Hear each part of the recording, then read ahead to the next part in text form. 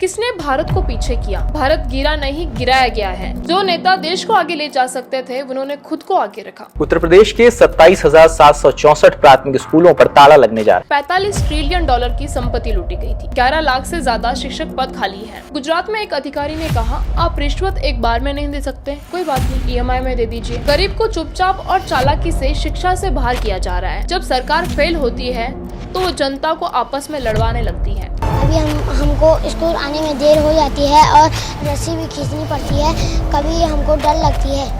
लगभग हम 30 बच्चे होंगे जो इस ट्रॉली से होके आते हैं। भारत को धीरे धीरे खत्म किया जा रहा है। शायद आपको लगता है सब कुछ ठीक है, सड़कें बन रही है, स्कीमें आ रही है, मोबाइल में इंटरनेट चल रहा है।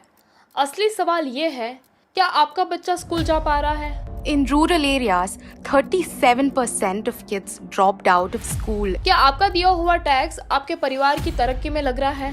शिक्षा सिर्फ एक योजना नहीं होती, ये राष्ट्र की रीढ़ होती है और आज सरकार इस रीढ़ को तोड़ रही है। उत्तर प्रदेश के 27,764 प्राथमिक स्कूलों पर ताला लगने जा रहा है। लेकिन सवाल ये है, क्या पहले से ही हमारी एजुकेशन सिस्टम ऐसी थी? आज लोग हार्वर्ड, ऑक्सफोर्ड जाते हैं, लेकिन कभी दुनिया नालंदा और तक्षशिला आने के लिए तरसती थी। जो ज्ञान आज MIT में सिखाया जाता है, उसका बीज हजारों साल पहले ही भारत ने बो दिया था। चरक और सुश्रुत की आयुर्वेद विधियां आज भी पश्चिम में पढ़ाई जाती है। आर्यभट्ट ने शून्य की खोज की, जो आज कंप्यूटर की नींव है। भास्कराचार्य ने खगोल विज्ञान में वो सिद्धांत दिए जो यूरोप को सैकड़ों साल बाद समझ आए। आपने कभी सोचा, इतिहास में भारत इतना महान था तो आज पिछड़ क्यों गया? किसने भारत को पीछे किया? भारत गिरा नहीं, गिराया गया है। कभी भारत को सोने की चिड़िया कहा जाता था, आज वो भारत विदेशी उधारी, बेरोजगारी और भ्रष्टाचार से जूझ रहा है। क्या ये सब अचानक हुआ? नहीं, ये सोची समझी प्रक्रिया थी जिसमें भारत को धीरे धीरे गिराया गया। मुगल आक्रमणों से लेकर ब्रिटिश राज तक भारत से करीब 45 ट्रिलियन डॉलर की संपत्ति लूटी गई थी। 45 ट्रिलियन डॉलर्स ब्रिटिश अपने 200 सालों के राज में भारत से लूट कर ले गए। फिर जब 1947 में आजादी मिली,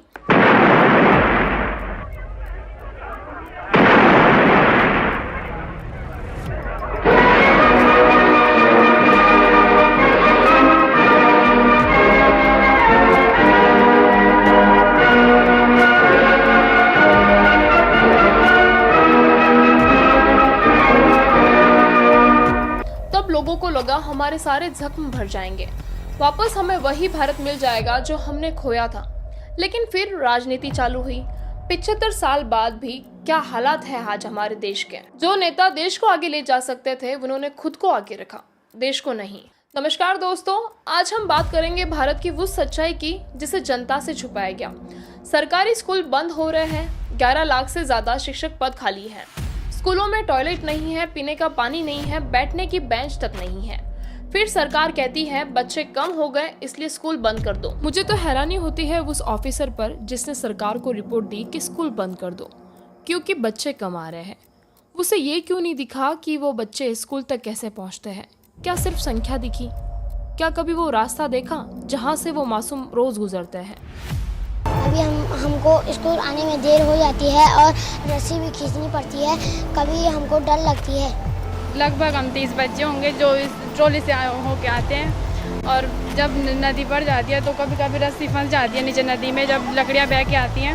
आपने बच्चों को स्कूल तक पहुंचाने के लिए अच्छे रास्ते नहीं दिए, ना पुल बनाए, ना सड़कें बनाई, लेकिन फिर भी उन बच्चों ने आपसे शिकायत नहीं की। क्यों? क्योंकि उनकी आंखों में एक सपना है कि पढ़ लिख कर अपने माँ बाप की जिंदगी बदलेंगे। और फिर भी वो स्कूल आते रहे, हर दिन, हर मौसम में, हर मुश्किल के बाद। और अब आप उनका स्कूल बंद कर रहे हो। मेरी आपसे एक रिक्वेस्ट है, उन माँ बाप का सपना तो मत तोड़ो जिन्होंने अपने बच्चों की शिक्षा के लिए सब कुछ दांव पर लगा दिया, यहाँ तक कि अपने बच्चे की जान भी। सच ये है कि सरकार चाहती ही नहीं है कि गरीब बच्चा पढ़े, क्योंकि पढ़ेगा तो सवाल पूछेगा, सवाल पूछेगा तो सत्ता की पोल खुलेगी। दुनिया में सबसे बेहतरीन शिक्षा मॉडल फिनलैंड का है, जहां लगभग सभी स्कूल सरकारी हैं। यूनिफॉर्म से लेकर मिड डे मील तक सब फ्री, कोई डोनेशन नहीं, कोई धांधली नहीं। लेकिन भारत में सरकारी स्कूल बंद हो रहे हैं और प्राइवेट स्कूलों को बढ़ावा मिल रहा है। गरीब को चुपचाप और चालाकी से शिक्षा से बाहर किया जा रहा है। गरीब का बच्चा कहाँ पढ़ेगा? सरकार कहती है प्राइवेट स्कूल बेहतर है, लेकिन जो इंसान दिन भर की मजदूरी से घर चलाता है वो 20-30 हजार की फीस कैसे देगा? ये तो सीधा सीधा गरीब के भविष्य के साथ खिलवाड़ हो रहा है।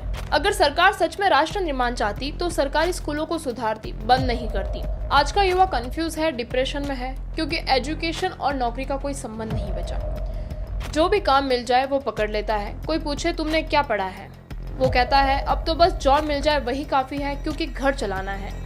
शिक्षा और रोजगार का रिश्ता तोड़ दिया गया है और अब वो युवा सिर्फ सरवाइव कर रहा है, जी नहीं रहा। महाराष्ट्र के यवतमाल जिले में पांडुरंग वाघमारे नाम का किसान सिर्फ 48,000 के कर्ज में डूबा था। उसने खेत में छिड़कने वाला जहर पीकर जान दे दी और उसी हफ्ते संसद में बताया गया कि सरकार ने करोड़ों का कॉर्पोरेट लोन माफ कर दिया। मतलब किसान 50,000 के लिए मर जाए और अरबपति 500 करोड़ माफ करवाकर विदेश में मौज करें। यही है इस सिस्टम की सच्चाई। सरकारी अस्पतालों में डॉक्टर नहीं, दवाइयाँ नहीं, लाइन में खड़े खड़े लोग मर जाते हैं।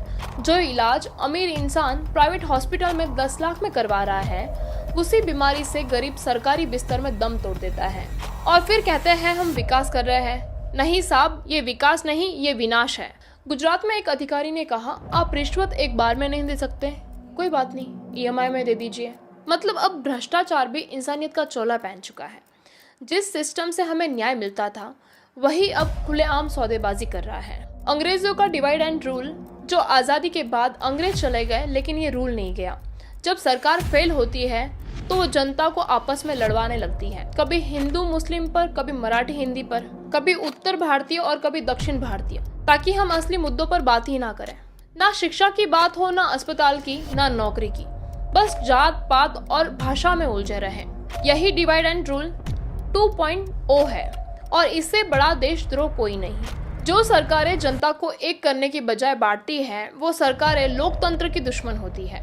और याद है ना श्री कृष्ण जी ने क्या कहा था? जब समाज के विरुद्ध कोई अपराध कर रहा, जब मानवता के विरुद्ध कोई अपराध कर रहा, तो केवल अपने व्यक्तिगत धर्म को संभालना अनर्थकारी होता। जब मानवता के विरुद्ध कोई अपराध होता है तो केवल अपने व्यक्तिगत धर्म को संभालना अनर्थकारी होता है। अब जाति नहीं, वर्ग नहीं, सिर्फ एक नाम, हम भारत के नागरिक हैं और हमें भारत को बचाना है। ऐसा नहीं है कि हमारे PM नरेंद्र मोदी ने हर काम गलत किया। कुछ अच्छे काम किए जैसे इंफ्रास्ट्रक्चर, कनेक्टिविटी, लेकिन कुछ बुनियादी मुद्दे जैसे एजुकेशन, हेल्थ और एग्रीकल्चर, इन पर कम ध्यान दिया गया।